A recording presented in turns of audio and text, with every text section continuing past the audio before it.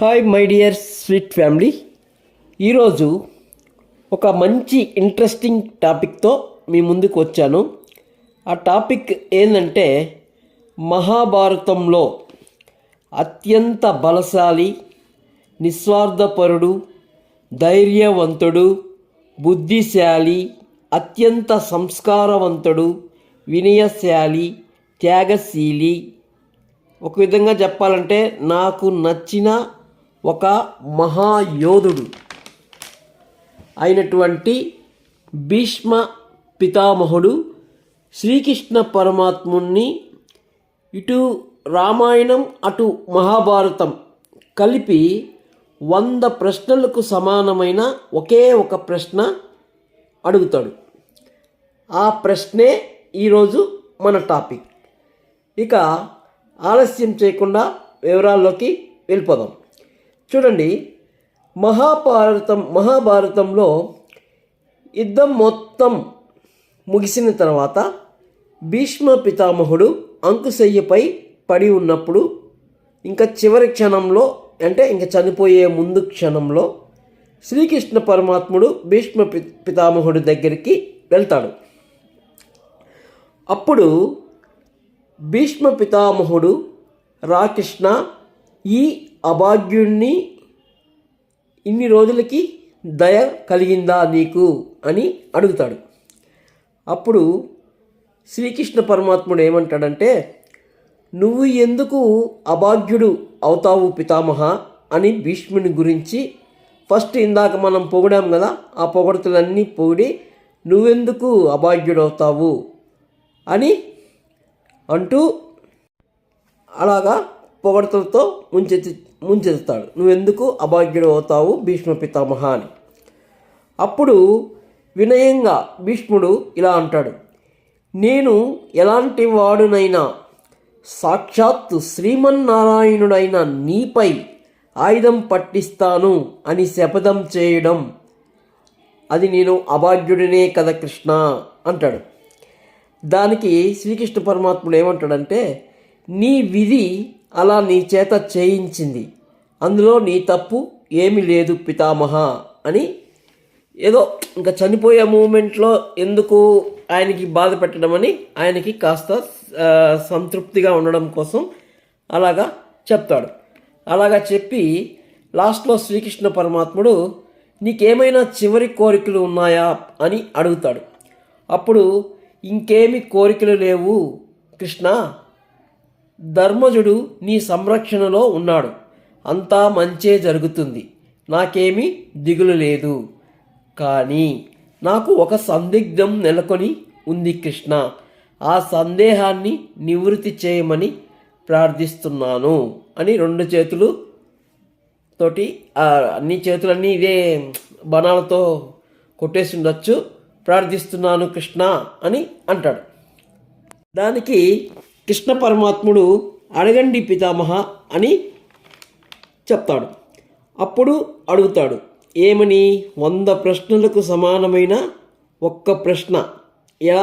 ఆ ప్రశ్న ఏందంటే, రామాయణంలో ఉన్న ధర్మం గొప్పదా, మహాభారతంలో ఉన్న ధర్మం గొప్పదా అని అడుగుతాడు.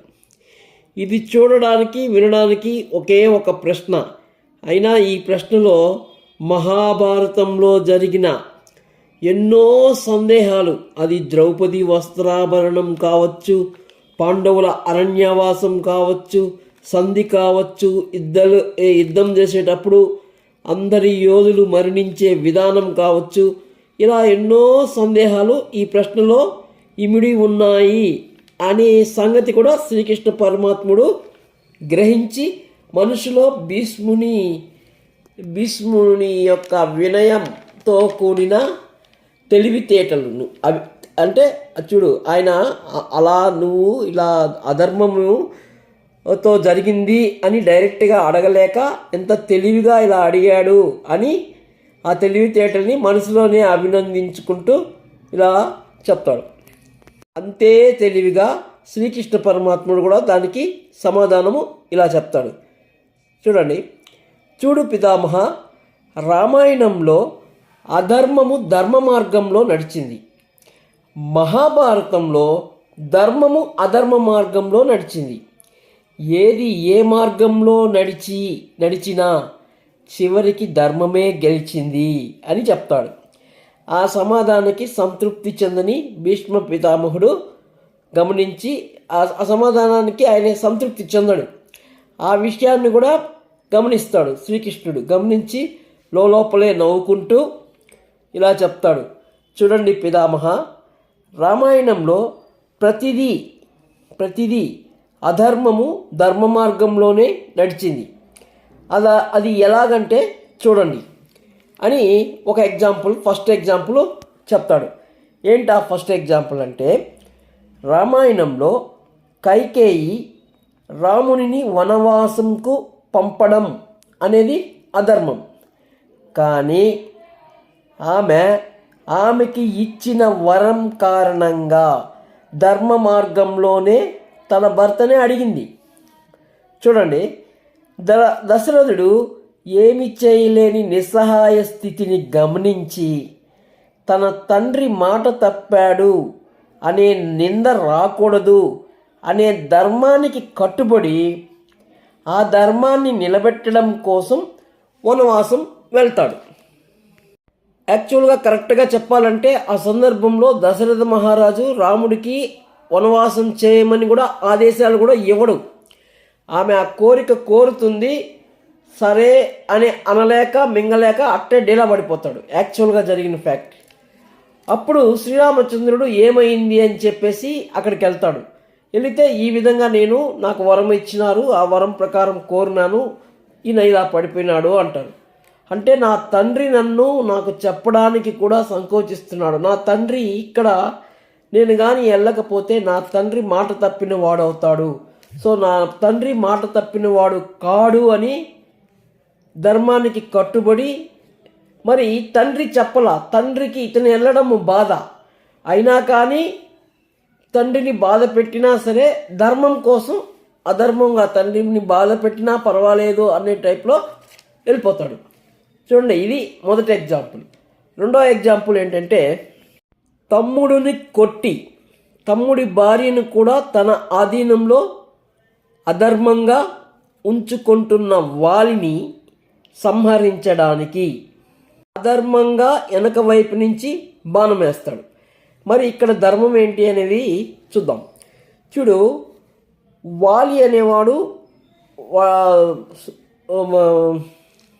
సుగ్రీవ మహారాజు యొక్క భార్యను కూడా తన ఆధీనంలో పెట్టుకుంటాడు. సో అది అధర్మం. కానీ ఆ వాలికి ఒక వరం ఉంటుంది. పరమేశ్వరుడు ఒక వరం ఇచ్చింటాడు. ఏమిటి ఆ వరం అంటే, ఎవరైనా వానికి ఎదురుగా నిలబడి యుద్ధం చేస్తే ఎదురుగా నిలిచిన వారిలో నుంచి సగబలం వాలికి వెళ్ళిపోతుంది. సో ఇక్కడ వాలిని సంహరించి అతని భార్యను, అతని రాజ్యాన్ని, ధర్మంగా దక్కాల్సిన రాజ్యము సుగ్రీవునికి ఇప్పించడం అనేది ధర్మం. అయితే వాలిని డైరెక్ట్గా పోయి యుద్ధం చేస్తే సగభాగం వెళ్ళిపోతుంది, గెలవలేడు. అందుకు వెనక వైపు నుంచి అధర్మంగానైనా అతనిని పడగొట్టి ధర్మాన్ని నిలబెడతాడు. అందుకే రామాయణంలో అంతా ఏం జరిగింది, ధర్మము వైపు నడిచింది రామాయణంలో. చూడండి, మళ్ళీ అది చెప్పినప్పుడు అది అర్థమవుతుంది. ఇక్కడంతా అధర్మం అనేది ధర్మం వైపులో నడిచింది. ఇది రెండో పాయింట్. నెక్స్ట్ ఇంకోటి మూడో పాయింట్ చెప్తాం. ఇది చివరగా ఏం చెప్తాడంటే, రావణుడు గొప్ప శివభక్తుడు, మహాశివభక్తుడు, ఒక గొప్ప శాస్త్రజ్ఞుడు, అన్నిటికీ మించి ఒక బ్రాహ్మణుడు. వివిధ రకాల శాపాల వల్ల ఆ శాపాలన్నీ గురించి చెప్పాలంటే మనము ఒక 10 గంటలు వీడియోలు చేయాలి. రావణాసుడు శాపాలు అదంతా. సో అవన్నీ మనం చెప్పడం లేదు. కేవలం ఆ శ్రీకృష్ణ పరమాత్ముడు చెప్పిన విషయాలు ఇలా అవి చెప్తున్నాం అంతే.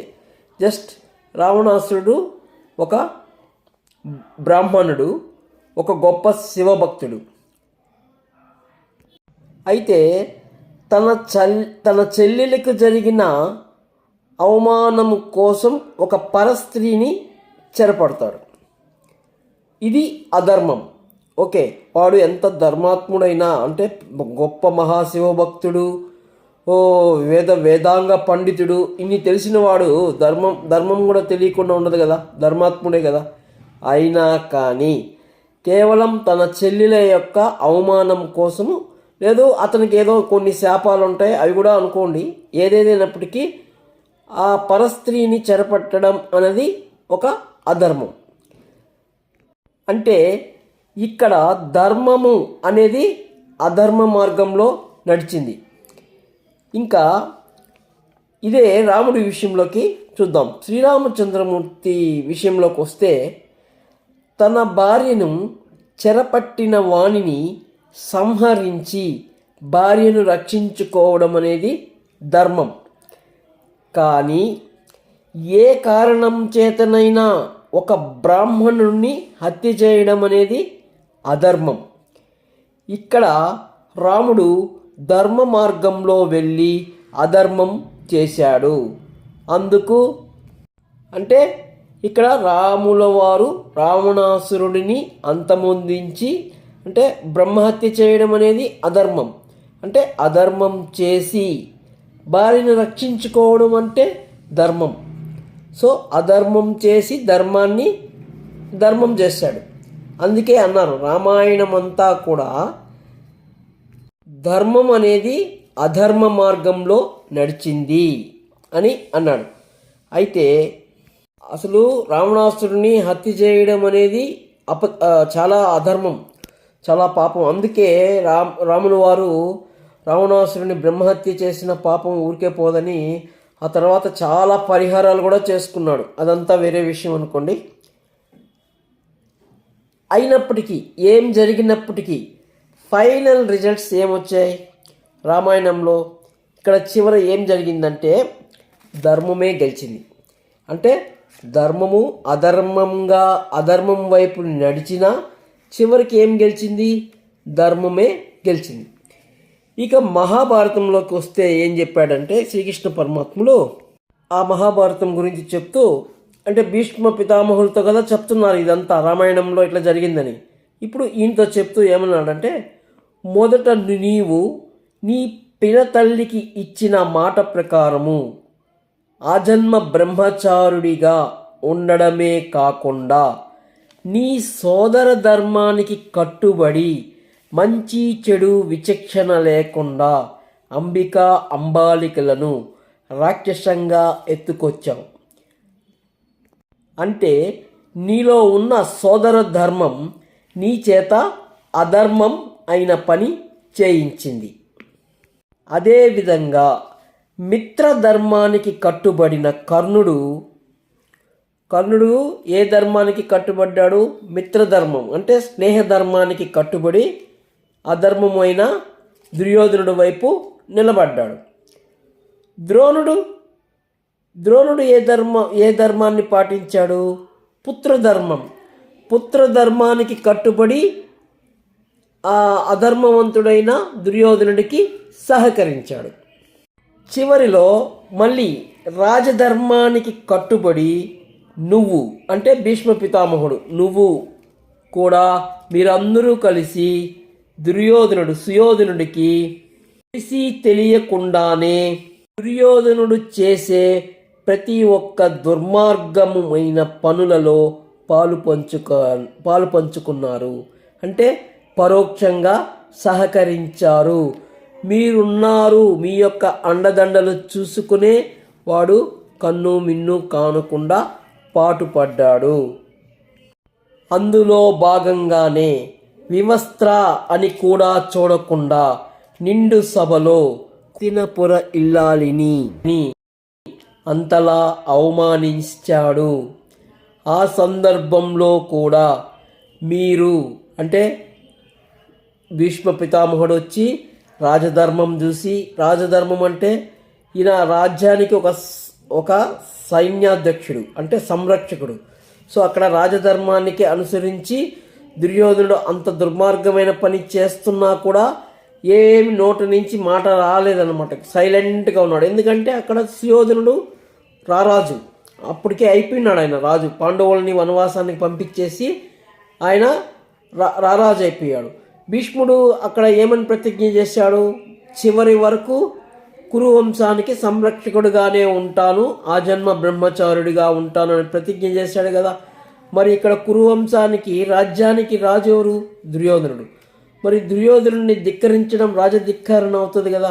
అంటే ఇక్కడ రాజధర్మాన్ని పాటించి దుర్యోధనుడిని నిలవరించే శక్తి ఉన్నా గొమ్మగా ఉండిపోయినాడు. అంటే ఏమి? ధర్మము అధర్మం వైపు నడిచింది. భీష్మ పితామహుడు ధర్మాత్ముడే, కానీ ఆయన యొక్క ధర్మం ఏమి? రాజధర్మం. ఆ రాజధర్మము అనేది అధర్మానికి, దుర్యోధనుడు చేసే అధర్మానికి సహకరించింది.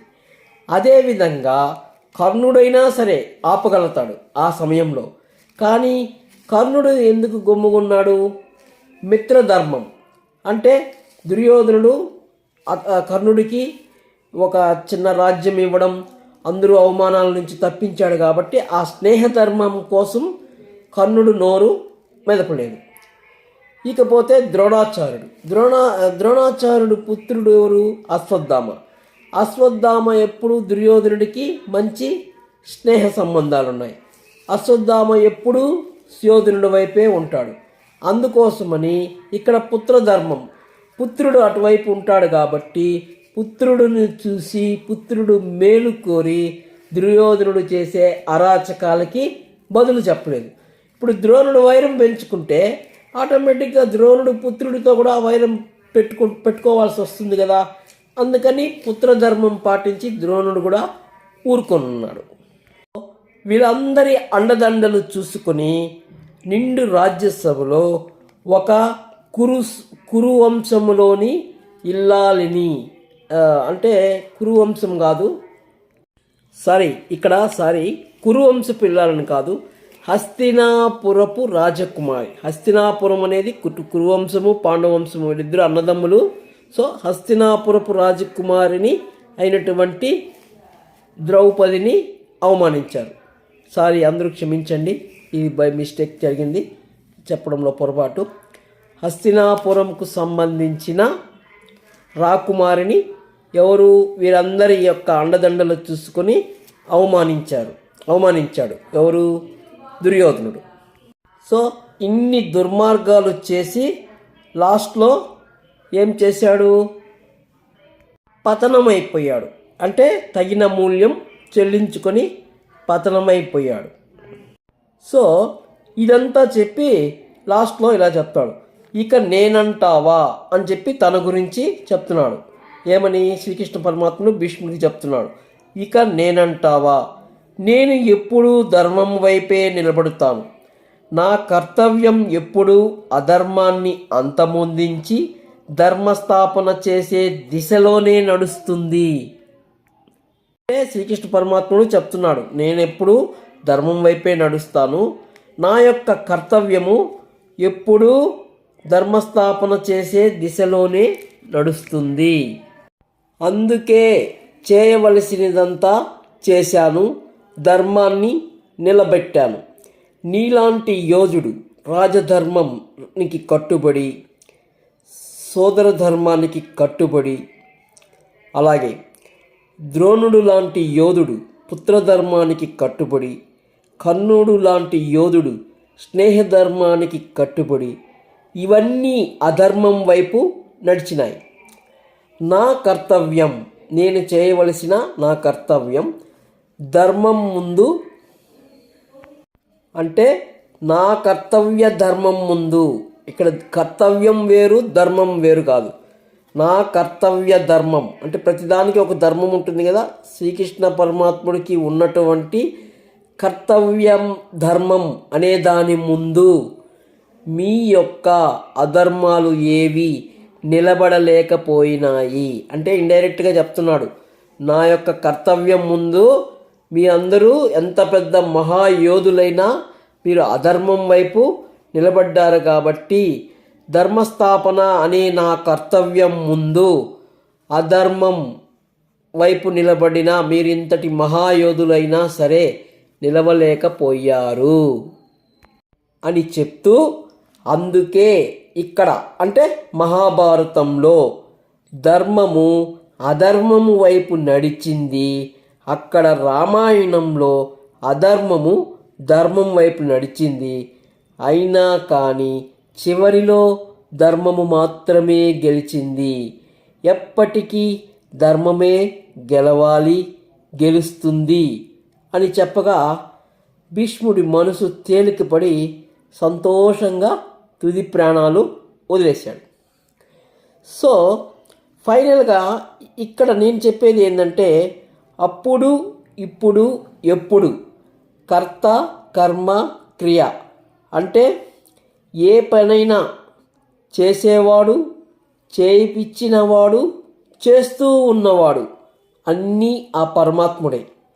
మనమందరం కేవలం నిమిత్ర మాత్రములే అని గుర్తించి ఈ అశాశ్వతమైన సుఖాలు బాంధవ్యాలకు బందీలవ్వకుండా మన యొక్క ఆత్మధర్మానుగుణంగా అంటే మనలో ఉన్నటువంటి ఆత్మను సంతృప్తిపరిచే విధంగా నడిచి ఈ జన్మకు సార్థకత అంటే భగవంతుడిలో ఐక్యమయ్యే దిశలో నడవాలి. ఓకే, ఇప్పుడు అర్థమైంది కదా. దానికంటే ముందు నా వీడియోపై మీ యొక్క అభిప్రాయాలను కామెంట్ రూపంలో తెలపాలి. మీరు ఆ పనిలో ఉండండి. ఈ లోపల నేను ఇంకో ఇంట్రెస్టింగ్ టాపిక్తో వచ్చేస్తాను. అంతవరకు సెలవు, శుభం.